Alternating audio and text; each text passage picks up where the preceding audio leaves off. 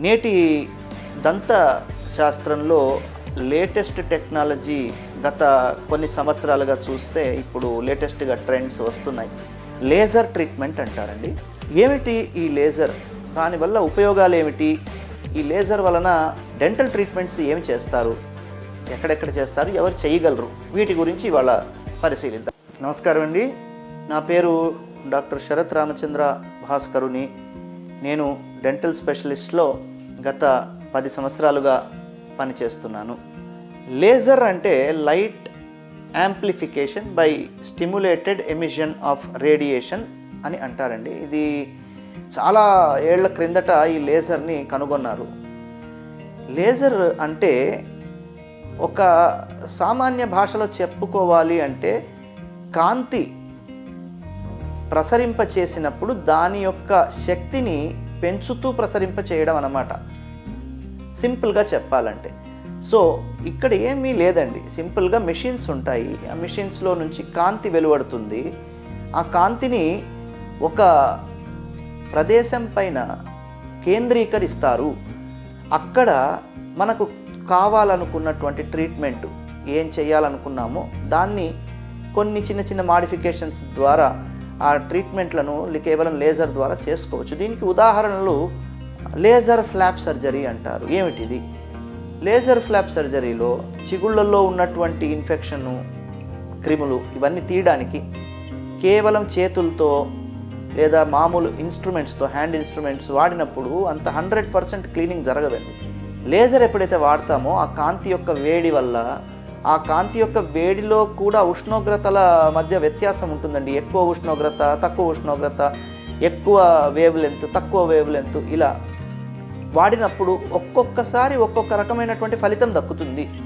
ఎక్కువ ఎనర్జీ వాడినప్పుడు ఈవెన్ పంటిని కూడా కట్ చేసేటువంటి లేజర్లు ఉన్నాయండి. అలాగే సాఫ్ట్ టిష్యూ లేజర్ అని, హార్డ్ టిష్యూ లేజర్ అని మేజర్గా 2 రకాలు. హార్డ్ టిష్యూ అంటే ఏమిటి అంటే గట్టిగా ఉన్నటువంటి కణజాలంలోకి చొచ్చుకుపోయేటువంటి లేజర్ హార్డ్ టిష్యూ లేజర్. దాంట్లో కావలసినటువంటి మార్పులు మనం తెచ్చుకోగలము. సాఫ్ట్ టిష్యూ లేజర్ అంటే ఎముకలు కానటువంటి, గట్టిగా లేనటువంటి కణజాలంలోకి చొచ్చుకుపోయే కాంతి, అది ఉపయోగపడినప్పుడు అది సాఫ్ట్ టిష్యూ లేజర్ అంటారు. సాధారణంగా ప్రపంచవ్యాప్తంగా అత్యధికంగా వాడేది సాఫ్ట్ టిష్యూ లేజర్స్. ఈ గమ్ ట్రీట్మెంట్స్లో వాడుతూ ఉంటారండి. ఎక్కువగా పెరియోడాంటిస్ట్స్ వాడుతూ ఉంటారు.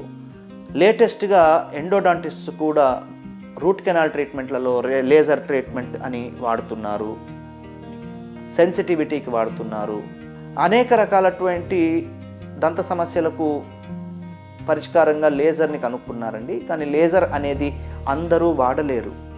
దీనికి స్పెసిఫిక్గా స్కిల్ ఉండాలి, ఎక్స్పీరియన్స్ ఉండాలి, ట్రైనింగ్ ఉండాలి, ఎక్విప్మెంట్ ఉండాలి, రక్షణ, అన్నిటికంటే ముఖ్యంగా పేషెంట్ ప్రొటెక్షన్, డాక్టర్ ప్రొటెక్షన్, డాక్టర్కి సహాయాన్ని అందిస్తున్నటువంటి అసిస్టెంట్లకు ప్రొటెక్షన్, ఇవన్నీ ఉన్న తర్వాతనే అప్పుడే ఈ లేజర్ క్షేమంగా చేయగలమండి.